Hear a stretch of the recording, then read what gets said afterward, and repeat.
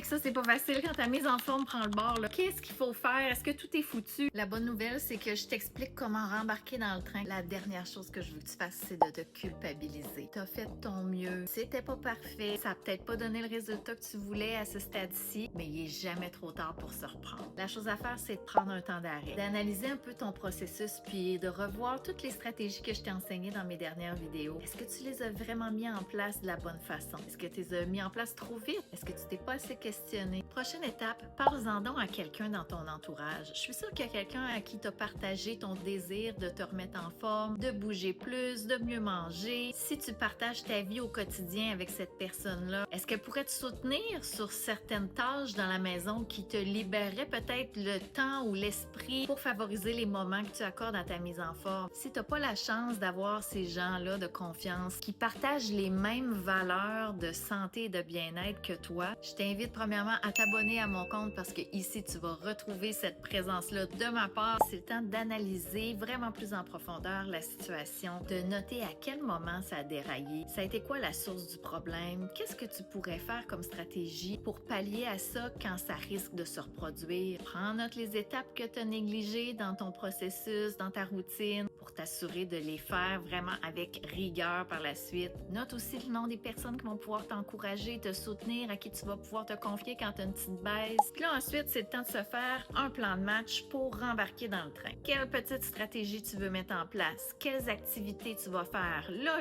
aujourd'hui, puis demain, puis au courant de la semaine? On vise du court terme, des petits pas pour commencer. Donc, je veux aussi que tu te fixes des attentes réalistes. Fais juste rembarquer dedans, te restabiliser, te réhabituer, puis après, tu progresseras. Puis pour terminer ça en beauté, identifie donc quelque chose qui t'aiderait à célébrer ta victoire. Si dans 3 semaines, un mois, tu te rends compte que oui, tu as continué, tu as persévéré, peut-être que c'est un vêtement, une sortie spéciale, un bon bain aux chandelles. Si tu veux de l'aide pour reprendre ta mise en forme puis avoir les bonnes stratégies pour que ça dure pour de bon, j'ai mon e-book 21 jours vers une nouvelle habitude. C'est là où tu vas retrouver une série d'exercices réflexifs pour vraiment faire chaque stratégie de la bonne façon. Puis surtout, tu vas avoir la page spéciale pour rembarquer dans le train quand ça a déraillé, où tu vas pouvoir concrètement tout mettre ces apprentissages-là en place pour vivre comme tu le souhaites vraiment, avec plus de liberté, plus d'énergie. Puis n'hésite pas, viens dans les commentaires me dire si ça a déraillé pour toi dernièrement. Là, je vais être là pour te donner une couple de conseils.